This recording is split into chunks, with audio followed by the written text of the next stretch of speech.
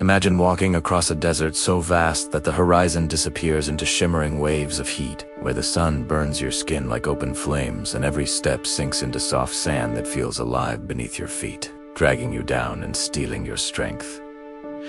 Imagine carrying only a little water, while wind blasts your face with scorching dust and your tongue dries until it feels like a piece of wood inside your mouth. Most people wouldn't last even a single day in this brutal environment. Yet, ancient desert warriors crossed more than 500 miles of unforgiving dunes, blistering heat, and endless emptiness without dying of thirst. Their survival wasn't luck.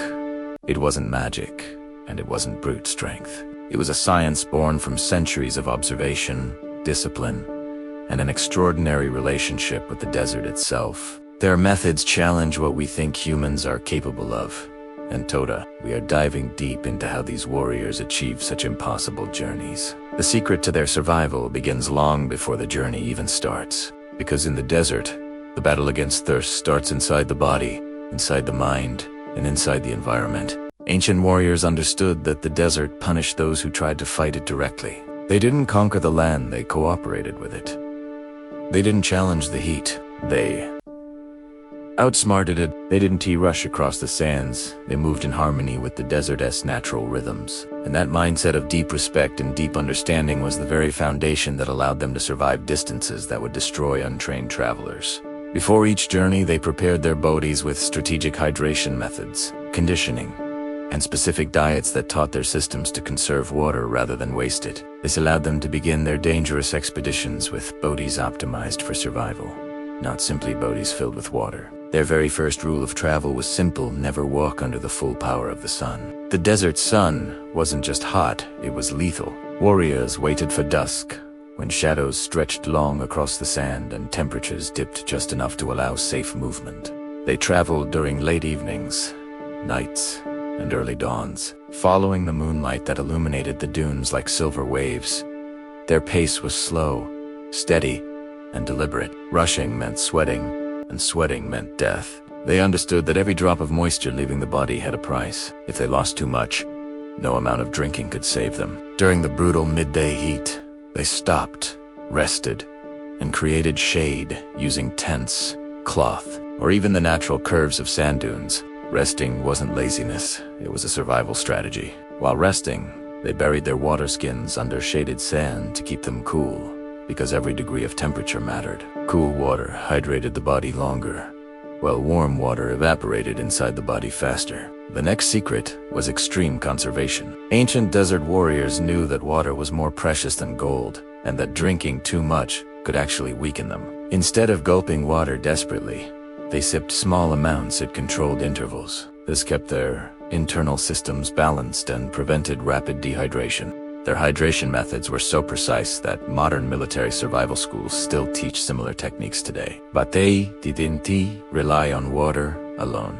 Their diets were powdered with desert knowledge. They ate foods rich in fats, dense in nutrients, and slow to digest. Dried meat, salted cheese, dates, nuts, and animal fats provided long-lasting energy and internal moisture release. These foods kept their bodies fueled even during long hours without water. Dates provided natural sugar and essential electrolytes, while fats released water slowly as the body metabolized them. A single handful of properly selected foods could sustain a warrior far longer than unprepared travelers carrying twice the supplies. Navigation was another life or death art.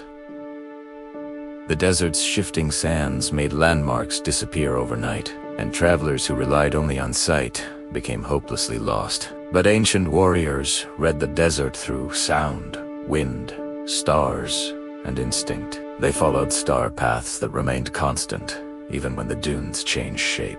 They recognized distant rocky formations that stayed unmoved for thousands of years. They listened to the behavior of wind, which carried the echoes of water, animals, and other travelers. Even the direction of sand ripples told them where storms had passed. They learned to identify plant species like tamarisk and acacia, whose presence often hinted at deep underground moisture. Birds were another guide. If birds circled repeatedly in one direction, it usually meant hidden water. They dug in dry riverbeds called wadis, where water often hid beneath sand, even in long dry seasons. Their knowledge wasn't taught through books. It was learned by walking the desert itself, season after season, year after year, until the landscape became part of their memory. Clothing was equally essential. To outsiders, desert outfits look thick and unnecessarily heavy. But desert warriors understood a powerful truth: the more skin exposed to the sun, the faster the body loses moisture. Their robes were long, loose, and flowing, trapping cooler air against the skin while shielding the body from burning sunlight. Their turbans protected their heads, ears, and necks while allowing the release of hot air. Light-colored fabrics reflected sunlight, reducing internal temperatures dramatically. This clothing wasn't fashion, it was survival engineering, perfected through centuries of trial and error. Modern desert tribes still wear designs that have barely changed, because they remain the most effective protection humans have ever created for hot climates. Perhaps their greatest ally was the camel. Camels weren't simply transportation, they were survival machines. Their feet glided over dunes without sinking. Their bodies stored fat and regulated heat in ways no other animal could. They smelled water from miles away, reacted to underground moisture, and sensed storms before humans ever could. Warriors trusted camels with their lives. They positioned themselves behind camels during sandstorms to shield their bodies from razor-sharp sand. They used camel milk for hydration when water supplies ran dangerously low. A single camel could provide fluid, nutrition, and transportation, making the difference between life and death. Entire armies and trade caravans moved through deserts only because camels turned impossible journeys into achievable missions. Breathing techniques also mattered. Panting wasted water, sweating wasted minerals, and rapid breathing accelerated dehydration. Warriors learned slow, controlled breathing that kept their heart rates low and reduced water loss. They trained their bodies to stay calm under heat stress, avoiding the panic that often triggers rapid dehydration. Their mental discipline was as sharp as their physical endurance. Desert warriors were taught from childhood that fear kills faster than thirst. Confidence, patience, and rhythm became psychological tools they used as weapons against the desert itself. Their mind carried them across distances far longer than their muscles ever could. Another overlooked survival method was dew collection. Even in deserts, dawn brings a thin layer of moisture that settles on cloth, plants, and stones. Warriors spread cloth at night, allowing dew to gather by morning. They squeezed the moisture into containers or sucked it directly from fabric.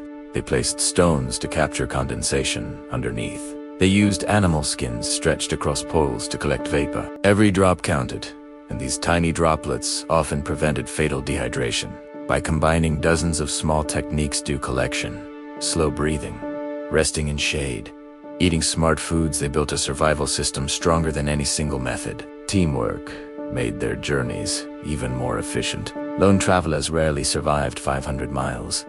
But warriors moved in groups where each person had a role. Some walked ahead to spot dangers, others protected supplies, and some studied the movement of clouds and wind. If one man became weak, the group slowed, sheltered him, and redistributed supplies.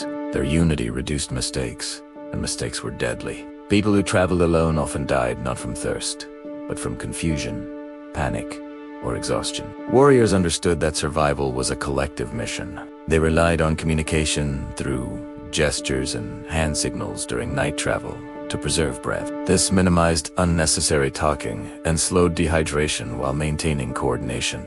Every person's survival increased the group's survival. They also prepared their bodies through long-term conditioning. Their lives revolved around the desert, so their lungs, skin, and muscles adapted to the environment naturally. They knew how to identify early signs of heat stroke, dehydration, and exhaustion. They recognized when to stop, when to push, and when to consume water. They knew how to position their bodies to avoid overheating, and how to protect their feet from burning sand. Every movement was deliberate, controlled, and rooted in experience. They didn't take chances, because chances killed. Their journeys shaped trade routes, connected distant civilizations, made it possible to transport spices, metals, medicine, knowledge, and culture across impossible distances. These warriors kept ancient economies alive by becoming unstoppable desert travelers. Their wisdom influenced navigation, survival techniques, and even modern military desert training. Their methods still work because they were created not by theory, but by the unforgiving demands of survival in one of Earth's harshest environments. As we reach the end of this journey, imagine one last time those warriors walking across endless golden sands, their silhouettes burning under the rising sun, their camels moving quietly, their steps slow but steady, their faces calm even while thirst grows like fire inside their chest. They weren't superheroes. They were humans who learned to listen to nature, respect the land, and adapt their bodies to impossible conditions. Their story teaches us that survival is not about strength alone, but about wisdom, patience, and discipline. It reminds us that humans can endure almost anything when we understand the world around us deeply enough. And it proves that even the deadliest environments can be conquered when knowledge becomes our greatest weapon. If this changed how you see ancient engineering, hit that like button. And also subscribe this channel for more rediscovered genius. And tell me in the comments, what other mysteries should we uncover next?